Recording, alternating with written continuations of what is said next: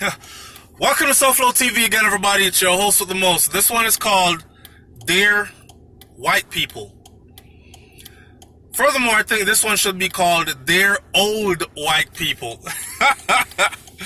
Man, listen. Shout out to all my people that work in the health field, in the medical field, healthcare industry. Because, especially those who work in geriatrics. Now, in my field, I can either work in pediatrics or I can work in geriatrics. I choose geriatrics because I enjoy being around older people. It kind of gives me a sense of humility, a sense of this is where you're heading if you live long enough. And no matter what you do in life, you cannot stop the process because you one day will be just like these people you see right here. The ones with dementia, Alzheimer's, their bodies hurt in all places you don't even think about. Just disheveled, don't really care anymore. A lot of them, they're really up in age around the age group that I work with. So, coupled with, how should I say it now? Coupled with stuff like dementia, Alzheimer's, and whatnot, their filters are not there anymore. I'm trying to see how to speak with no medical terms. Okay, so their filters aren't there anymore, which means like, say for instance, now if I'm walking down the street or if I walk into a room and I see a female and I think, damn, that's one ugly ass girl, I won't say out loud, damn, that's one ugly ass girl, right? But among this population that I work with, the filter isn't there in their brain that says, don't say that. So you will hear them come into your therapy room and they'll say, you are one ugly ass boy, or or something like that. No one's ever told me that though, but I'm just saying. But I have heard other things. One of the things I've heard, I've had people tell me, I've had people refuse therapy, and then they went and told a Caucasian therapist that the reason they don't want to do therapy with me was because I'm black. Okay. Given the places that I travel to do therapy, I could see that happening given the history of the place and all that. That's why it's important to know history, right? And it's important to know people's history because then you know what to expect from them and you won't be surprised when it happens. Now, today in particular, I had one incident where, let me just say this. These people are very appreciative of us black people now that they're closer to death than ever before in life. I mean, if you're 95 years old, you probably have about 5-10 years left on earth at best, and then it's lights out for you. So these things are playing in someone's mind when you're at the end of the road in life.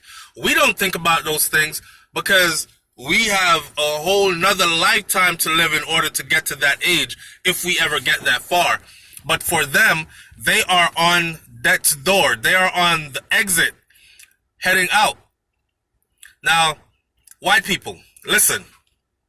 And if you have a white friend, and you can show this to them and hope they'll show it to their grandparents or whatever, but listen, we are not, this is not your day. Times have changed, okay? Every time I step in a room at a new facility, the older white people there automatically assume that I'm there to clean, or that I'm there to, or that I'm at best that I am there to service them or serve them. So they'll say stuff like, "Go get me a drink of water." And I'll get them a drink of water. It's no problem. But then I'll let them know, like, when it's time to do therapy and I go inside their living quarters, "Hey, Mr. Jones, are you ready to go down to therapy? or I introduce myself, hey, I'm so-and-so from occupational therapy. I'll be your therapist for today, and so-and-so is no longer here, so I'll probably be your therapist for the next 3 months because that's how long I'm going to be here for. And they look at you, and then they say stuff like, did you go to school? Did you graduate? Do you have a degree? I get that all the time. And today in particular, one man, he kept saying, your people did a lot of work and we never gave them their proper credit. Your people are so good. Your people went out into the world. He just got emotional. Your people went out into the world, and they're the ones that make the world work. And I'm trying to deflect. So I'm saying, yes, my people, like the people in the medical field, we make this work. And he said, yes, but no, your people, the people like you know what I mean, black people. We never gave you guys credit. You worked so hard, in and out, day and night. You did things that I never, ever had to do. And a part of me is saying to myself, you know, it would have been really good to hear you tell that to your age group while you were out there, like 20 years old, seeing 20-year-old black males struggling. Go tell him that. You know, I'll never have to do the things that you have to do, and I see your struggle. You know, don't wait till the end of your life to tell us how much you appreciate us because you're in a position where you need our help now and you feel vulnerable now. No, I'm not going to do anything bad to you in this environment. I am here as a therapist, and I'm going to uphold the standards and do my job regardless of your skin color, race, or creed, or whatever.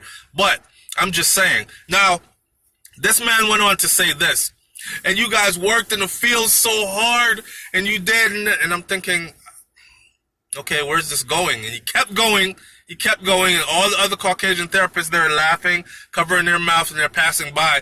And then he goes, and he looked up at me, and he goes, you're probably the first one in your family to get an education. He said, I'm probably the first one in my family to get an education. So they're white people. A lot of us are highly educated, okay? And this, again, this is not back in your time. This is not the 50s and the 60s and the 40s and whenever your age was. We've been getting education since about, in masses, since probably around the 60s, which I was not around then, and my mom was probably not born or was a girl then. But look, point I'm making is, a lot of us are educated to the standards that you think is educated highly and even above that, okay?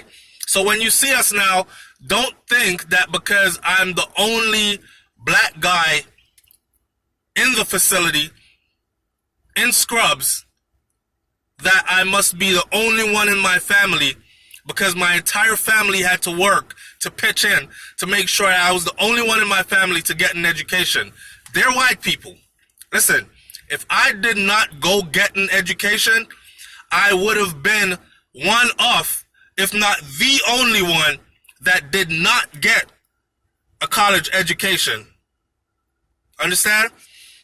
I am from a family of people that are educated. So, beyond junior high and high school. Okay? So, it's amazing, man. He said, and you're probably the only one in your family to have ever gotten an education. I wanted to say so much, but I didn't. All I said was, yes, sir. That's it. Yes, sir. Like, at that point of his life, who am I to start to convince him any different? So, I'll leave this video here. What I want my audience to do, though, because I know it's not a lot of old white people that are going to see this, though, but what I want my audience to do, though, is to answer me in the comment section below. Can you, oh no, I gotta tell this one story. Can you relate? A long time ago, I must have been in probably junior high or high school. And I was thinking about the medical field then. But you know, life takes you on turns. And anyways, I had a aunt that worked in the medical field as a registered nurse. And she worked around the geriatric population. And my aunt, I remember her telling me a story about an old white woman. And she walked into her room to administer some meds. And the old white woman said, "You ugly nigger bitch. You ugly nigger bitch. Get the F out my room." My aunt said she walked over to her and she said, "Miss So-and-so, why are you using that language?" And she said, "Get away from me." Spit, hocked up, spat on my aunt. My aunt said it hit her in her face. And she felt disgusted. She wiped it. And all she could think about was revenge. And I remember saying to my aunt, right? I said, I would have surely have beat her ass. My aunt said, "Nah, you can't do that. You can't do that." And then she was telling me about dementia and all that. And I still didn't understand. She said, "You can't do that. This is what you have to do. You got to get him back like how I got her." And I asked her, I said, "How'd you get her?" And my aunt said, she waited and waited and waited and waited. And one night, when she was working a night shift, now this is back before I even graduated high school. One night when she was working the night shift, one night when she was working the night shift, she said the lady was half asleep, and what she did was she hocked up a loogie herself. My auntie said she hacked up a big yellow nasty one. And she was having like some little cold symptom at the time. Hacked up a big yellow nasty one, and she squeezed her face, opened her mouth, and dropped it in there. And closed her mouth. And made her swallow it. And then she said, "How's that for ugly nigger bitch?" And left it at that. She said that lady never told anybody, and she never told anybody what the lady said to her multiple times. Now, I wouldn't do all that. I work in a broad daylight facility where I'm seen 24 the whole time I'm in there. But I'm just saying, like, these people, I want my audience to leave your comment in the comment section below. Tell me what you think about this story, and tell me what you think about, especially if you know anyone that's a CNA, a nurse, any part of the medical field.